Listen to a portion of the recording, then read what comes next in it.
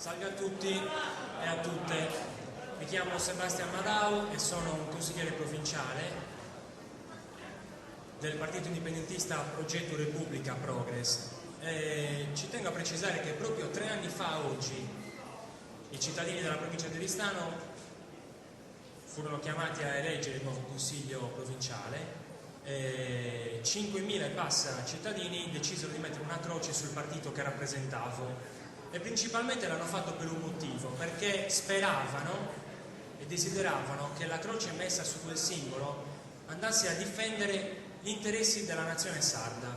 Ora io mi chiedo, ed è veramente una domanda di cuore, spontanea, quali sono gli interessi che state difendendo voi? Quali sono gli interessi che state venendo a propugnare in questa sala? Io sono qui a difendere gli interessi dei sardi e insieme a tutti gli amministratori che mi hanno preceduto abbiamo in mente e a cuore solamente questi. E oggi lo sento particolarmente pieno di senso questo dovere, questo incarico, altrimenti non avrei lasciato a casa mia moglie in gravidanza da 8 mesi, sta per nascere. Per rispondere alla domanda quali sono gli interessi che difendono questi signori, mi viene in mente solo una risposta. I vostri interessi sono quelli di chi viene in questa terra a cercare delle risorse da sfruttare senza pensare minimamente alle prospettive future.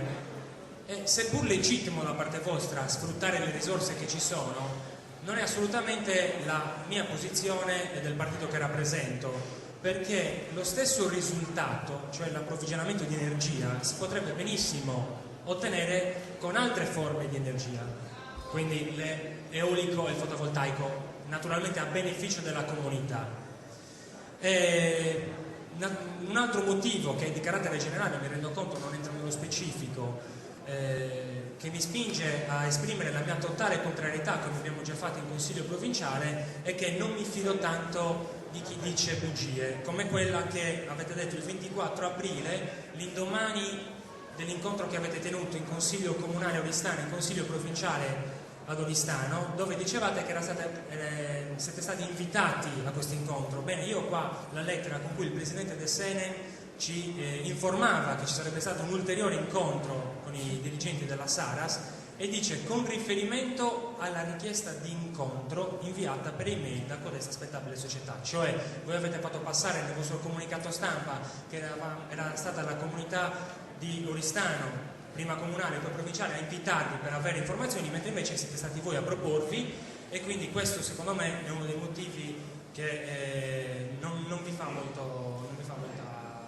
vantaggio e molto vanto. Insomma, essere chiari ed essere leali in questo tipo di progetti. E poi, prima di salutare e di tornare da mia moglie che aspetta tutto il giorno, una semplice domanda: voi sapete chi era Eleonora? Avete mai letto la carta dei Rurbu?